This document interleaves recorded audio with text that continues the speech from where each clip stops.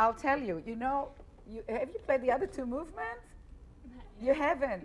Oh my God, we go, okay. So, you know how they go. You've heard them. The first and the second. They are really Beethoven in its most. If we're going to, I'm going to be very simplistic, all right? That will save me. The third concerto, let's say if people consider that the first and the second are still pertaining to earlier, or let's say if we say simplistically Mozart-like, let's say we say that in the popular terms. The third is where he is really coming up passionately as a Beethoven. So even if we play something like that, it's still Beethoven underneath. He's there.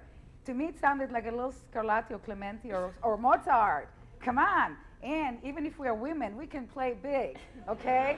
This is like fainting at the keyboard, I call it. So I've been accused of playing too much like a man, and some of the best reviews said she played like a man. They thought they were complimenting me. I took it as an insult, but... Okay, now, think the second movement is very profound. I have such a hard time with the second because I feel it so intensely that the third is like I'm letting loose. I'm out of the somewhere, and I'm just so happy to be happy together with that. And to think about it like a dance. Sing like a dance. I'm going to play it faster and more.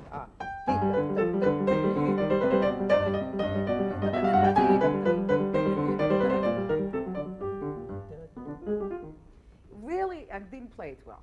My recording is better. So really dance like you are exuberant. And you are starting with a surprise. To me, this is an amazing surprise.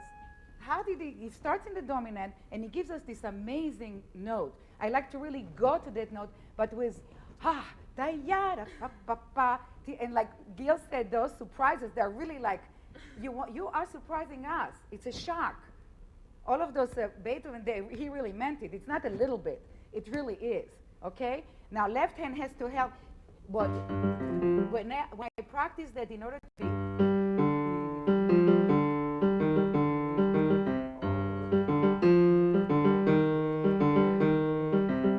Remember the bracketing I was talking about? This helped me to do the phrasing from one to the other so that I really play more all the notes. So I don't play like... But... And again, fast notes are like melodies that are slow except fast. So remember that? I really think that anything fast is melody, so that when I do this alone or even together, I really think how beautiful this left hand is. And all it does is support this, it gives, when a composer writes fast notes, is to give energy. That's what he wants. He wants energy, and he wants it's almost like a dialogue for me in here. So, let loose.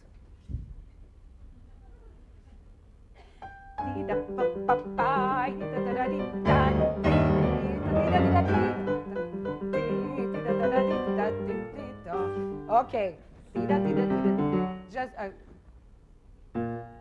Just practice. Okay. Now more dance-like.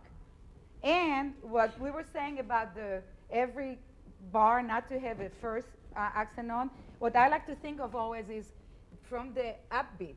So it's so they're not going to be all three together the same, never the same. So this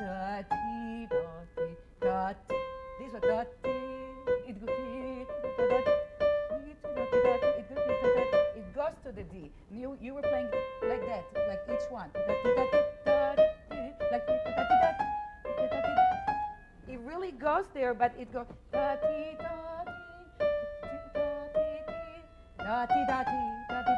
like the last ones are really think of them as an upbeat. Try that, and enjoy. Sit straight and really enjoy. Louder.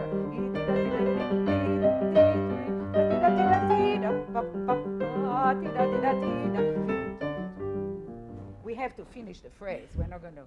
Okay, something like that. When you are alone, really give it. I know here it's difficult in front of everybody, and I'm being silly too. So now this also, as with it should really each one. It's a melody.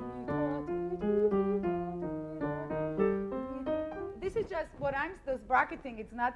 It's just a tool I'm using with some kids because it helps to delineate the phrasing. When we say play musical, and it's such a general term, be musical, what does it really mean? So if we really look at how the phrases are tied together, and then they make the whole sweep. So in other words, or the small phrase would be,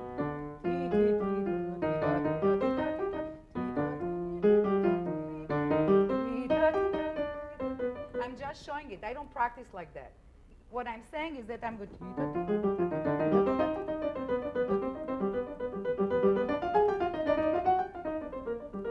I would have what we call phrasing.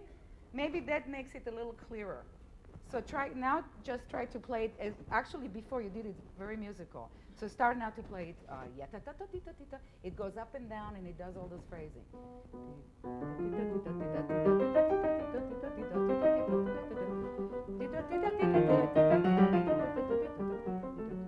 But it also sounds a little, first of all, he did it also two hands. In other words, he really wants it, he doubles it.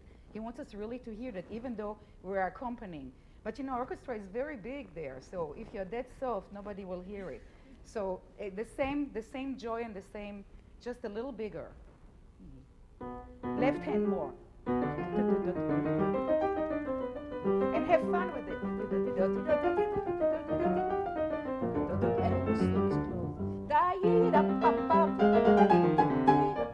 Exuberant, that was the word, exuberant.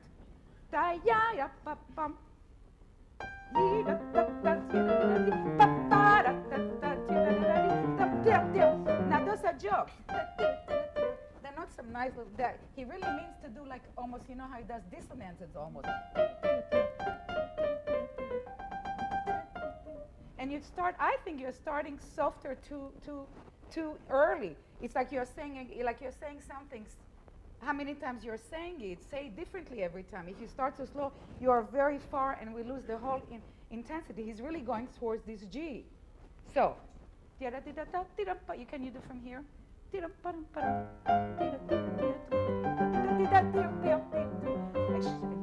No, not yet, not that much. Just again, not yet.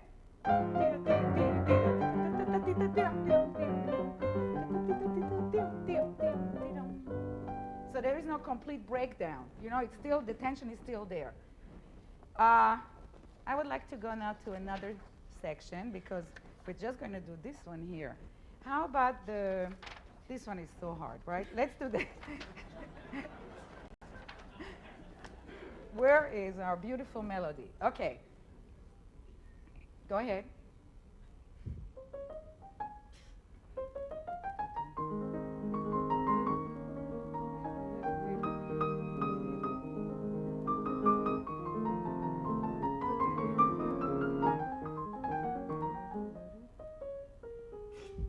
Okay. No, it's really doesn't. We don't. This is, if anything, the one moment here where we have a sort of a quiet, a sort of a. Remember about projection. You really have to, no matter, even if it's soft, you want to sing the phrase. And this is a very. How do you think this phrase is like? It's very quiet. It's very. But it's still. It's a major. It's very happy. Practice, when we said again, I want to add my bit about practicing, I used to practice hours and hours and hours and hours and hours and hours and hours and hours and hours and hours. So when I say that it's not good to practice too much before performance, it's because before I practiced so quite hard. Quite hard. So I know that it's very hard sometimes to have our students practice. I know it's a problem. I know it's a problem even with students in the university because they're taking other courses or whatever. So we always talk about priority, and I try to talk with them about when would be a good time, how can you find time to do this and that. And again, just close yourself somewhere and make a plan for the practice. I remember when I studied with Levine, she used to say that Joseph, that was her husband, Joseph Levine, and it was always Joseph. And Joseph said that we should always just address one big piece at a time. In other words, when I have a lot of pieces to prepare at the same time, I would at least give each day more time to one piece. This is just a little bit of advice about practicing how one takes, with the gigantic load that especially we women have of doing so many different things, how to cope with a practicing situation. This is Dear Abby.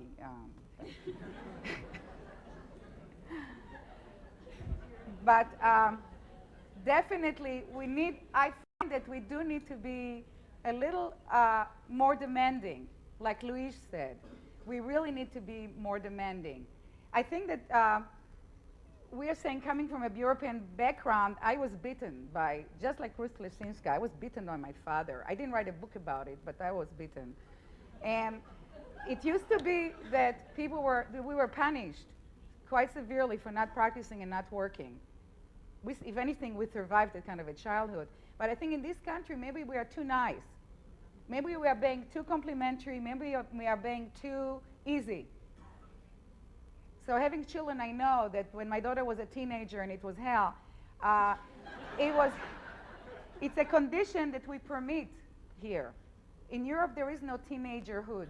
Or in Israel, there is no teenagerhood. It's not a disease. They're just not allowed to have it.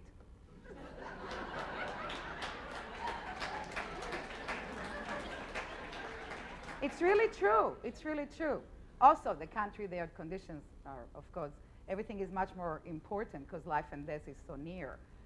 But be more demanding. They can take it. Kids can take it. They really can. And the more you ask from them, of course, there is a rewarding system. But I think the more we will demand, the better the more they'll respect, the more they will look at us up for our advice and for how we teach them. I really believe that. Do we have time, or I think we are almost finished? Do we have any words of wisdom for our final session from Professor Berman and Professor Kalish?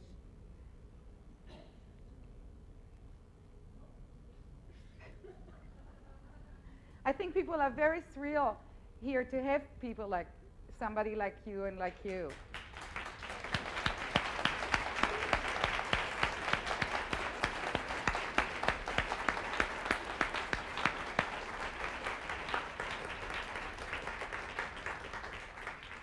We're all talking about very serious things here, and I couldn't agree more, of course. The feminist slant was very refreshing. You don't want to hear it. And of course, no. We have our wives and we understand. We've grown up in the 60s, 70s, 80s. We've gone through that. And I have many, many, many female students who have deep concerns about relationships and how to balance those with their professional needs. And of course now, they take their professional needs as seriously as do my male students. And of course it makes for enormous stress and difficulty. They're not ready to just go with their man.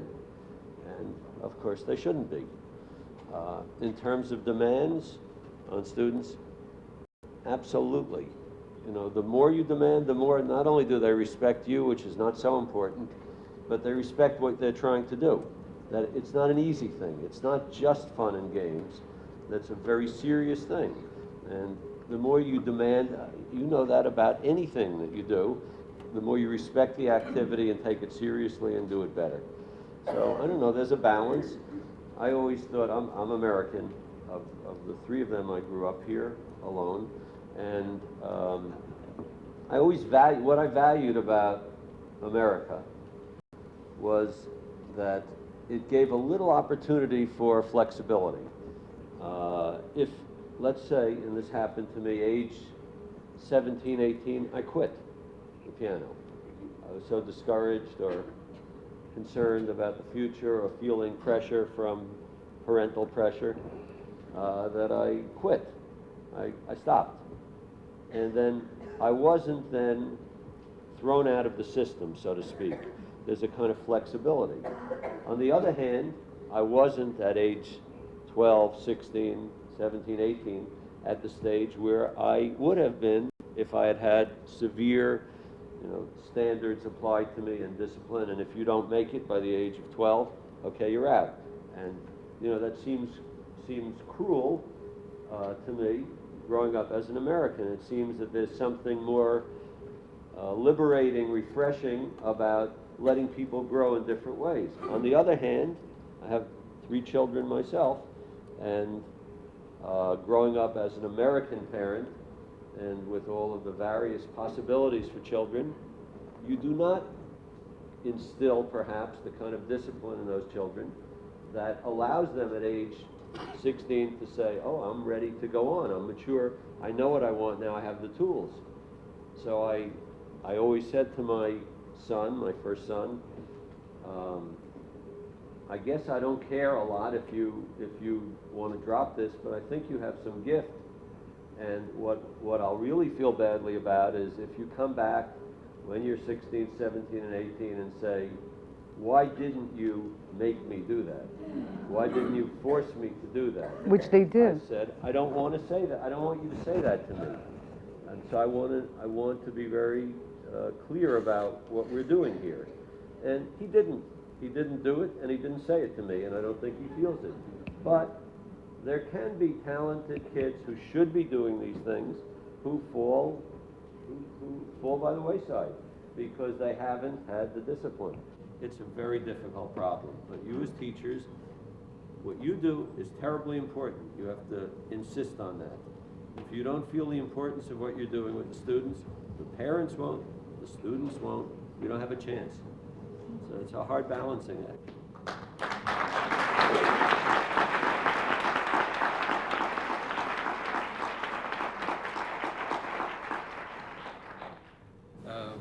I cannot agree more. I can say that once I heard a musician from Russia who was giving a talk at the place I was working at one point at Boston University, and at the end he was asked whether he sees any difference in music education in this country and in Russia, and he answered in a rather blunt and exact way, yes, he said, they practice a lot there. And also, he said, they do not have this problem with child abuse, they just abuse. My mother insisted on my practicing, he said, and my friends were made to practice. And well, this is, of course, the hard truth of this profession is that if by the by the age of 20 you decide that playing piano, playing concertos is the only thing you want to do in your life, it's tough luck, it's too late. On the other hand, there are very few children, normal children, at the age of 7, 8, who really would like to sacrifice many, pleasures of the childhood. And I think we all, both as parents and as teachers, have to make this decision and to try to balance the necessity to, well, may I use the word to push the child, if that's what's needed, and at a certain point, to let it go. There is another thing I would like to say. I do not think that the world needs a lot of concert pianists. But the world, at this point, in this country, desperately needs a lot of good listeners.